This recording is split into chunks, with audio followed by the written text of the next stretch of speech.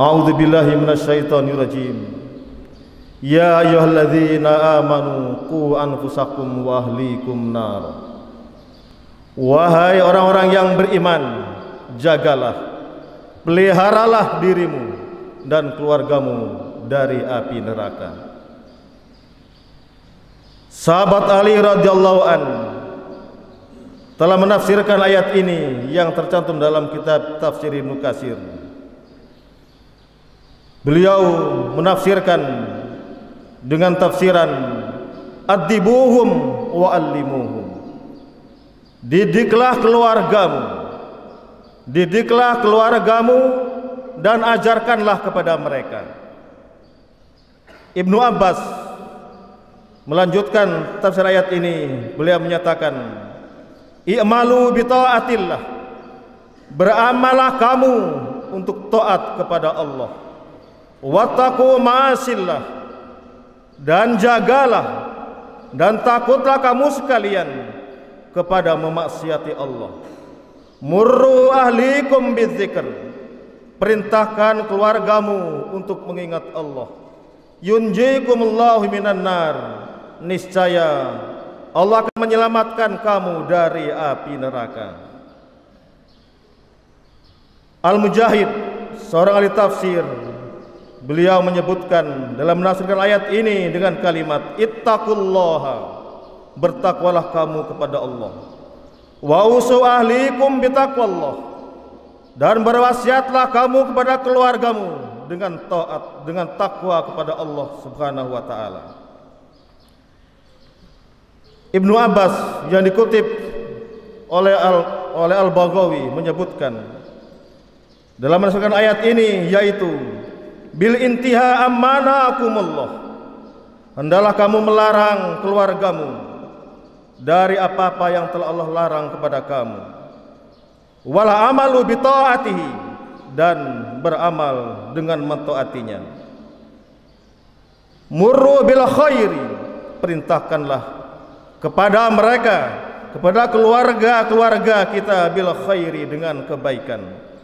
Wanhuhum manis syarri, dan laranglah mereka dari berbuat jahat, dari buat-buat keburukan. Wa'allimuhum, dan ajarkanlah kepada mereka. Wadibuhum, dan didiklah mereka dengan akhlak. Taquhum bidzalika nar, kamu telah menjaga mereka dengan demikian itu terhadap api neraka. Para ikhwan sekalian, kaum muslimin sidang Jumat rahimakumullah, dari ayat ini para ahli pendidikan mendasarkan tentang teori pendidikan. Maka dalam ayat ini tegas bahwa peran dan tugas utama kepala rumah tangga adalah memberikan pendidikan kepada putra-putrinya. Dalam teori pendidikan menyebutkan bahwa tujuan pendidikan Islam adalah mendidik anak-anak untuk menjadi hamba Allah yang taat beribadah kepada Allah Subhanahu wa taala, sebagaimana tujuan diciptakannya manusia untuk beribadah kepada Allah Subhanahu wa taala. Tugas dan peran orang tua dalam pendidikan tidak terbatas oleh usia, tidak terbatas oleh waktu, tidak hanya tatkala anak-anak kita di masa kanak-kanak. Ketika mereka beranjak menjadi orang dewasa pun, orang tua tetap mempunyai kewajiban untuk mendidik mereka sehingga mereka menjadi orang-orang yang bertakwa kepada Allah Subhanahu wa taala. Jika setiap kita para orang tua menghayati dan memahami arti pentingnya tugas pendidikan, maka akan terbangunlah putra dan putri kita menjadi hamba Allah, menjadi generasi yang mereka mentaati Allah Subhanahu wa taala.